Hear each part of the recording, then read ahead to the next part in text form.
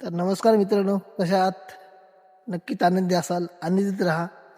आणि सगळं काय करायचं असतं स्वतःला खुश ठेवण्यासाठी.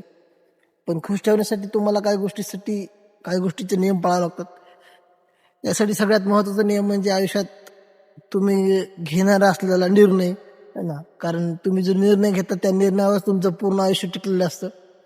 जर योग्य निर्णय घेतला तरच तुमच्या आयुष्याला कुठेतरी वळण लागत असतं आहे ना. आणि तो निर्णय घेण्यासाठी तुम्हाला अशा व्यक्तींमध्ये कधी कधी राहावं लागतं की ज्याने काहीतरी परिस्थिती बदललेली आहे है ना.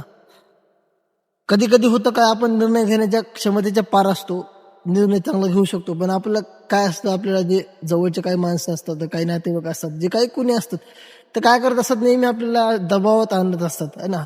आपल्याला आपल्या स्वतःमध्ये असलेली जाणीव जी असते ना, क्षमतेची जाणीव, ती करून देत नाहीत किंवा मिसगाईड करत असतात है ना, चुकीचं मार्गदर्शन करत असतात की तू हे नको करू, तू ते नको करू. अशा काही काही गोष्टीमुळे ना आपलं मनोबल खचत असतं है ना, की आपण ते करू शकत नाही. पण खरं तर हे असतं की तुम्ही ती गोष्ट जगाच्या म्हणजे जगात काही जे लोक आहेत त्या लोकांपेक्षा चांगली करू शकता है ना. एवढी क्षमता तुमच्यामध्ये असते नक्कीच. त्यामुळे निर्णय घेताना काही गोष्टी खूप महत्वाच्या असतात हा. निर्णय घेताना स्वतःच्या अगोदर तुम्ही काय करू शकता हे तुम्हाला कळायला पाहिजे है ना. त्यासाठी तुमची आजची परिस्थिती काय आहे है ना.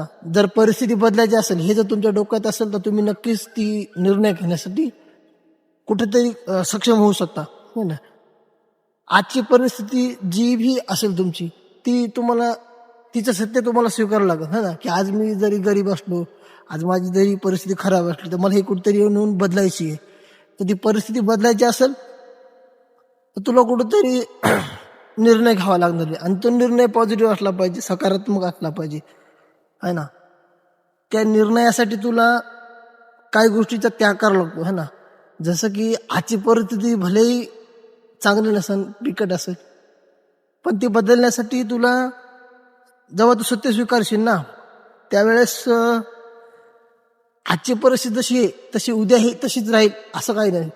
म्हणजे एखादा निर्णय तू घेतलास आणि तो पुढे चालून म्हणजे ज्याप्रमाणे तू विचार केला होता की असा असा होईल किंवा कुठेतरी परिस्थिती बद्दल, मग 1 वर्ष असेल, 2 वर्ष असेल, आणि तसं झालं नाही, तर करायचं एवढंच आहे फक्त की खचून जायचं नाही. कारण तू जो निर्णय घेतलेला आहेस तो काय 1-2 वर्षापुरता नव्हता, तो पूर्ण आयुष्यभरासाठी होता, बरोबर आहे. आणि आयुष्य खूप मोठं असतं, बरोबर आहे. तर त्यामुळे तू जो पण निर्णय घेतो ना, तो ठामपणे असला पाहिजे. भले 1-2 वर्षामध्ये तू त्या गोष्टीवर विजय नाही मिळवला, पण कदाचित 3-4 वर्षानंतर, 5 वर्षानंतर, 10 वर्षानंतर का होईना, कधी कधी काहीच न करता वेळ वाया जाणं, आणि कधी कधी निर्णय घेऊन काही वेळ वाया जात नसतो. तसं जेव्हा तुम्ही निर्णय घेता नाही एखादा, तो वेळ वाया जात नसतो है ना. फक्त काय असं, वेळ तुम्हाला भक्कम बनवत असते, वेळ तुम्हाला अनुभव देत असते है ना. त्यामुळं जरी तुम्हाला लवकरात लवकर यश नाही मिळालं, काय नाही मिळालं, तरी खचून नाही जायचं है ना. निर्णय घेताना एखादा निर्णय घेतला समजा चांगला, 1-2 वर्षानंतर सक्सेस मिळालीच. सक्सेस मिळणं किंवा म्हणजे एखादा निर्णय घेतल्याच्या नंतर तुला जे पाहिजे ते मिळणं, हे कधी कधी खूप लवकर होत असतं. पण आवड ही गोष्ट आहे की ते टिकून ठेवणं, बरोबर आहे.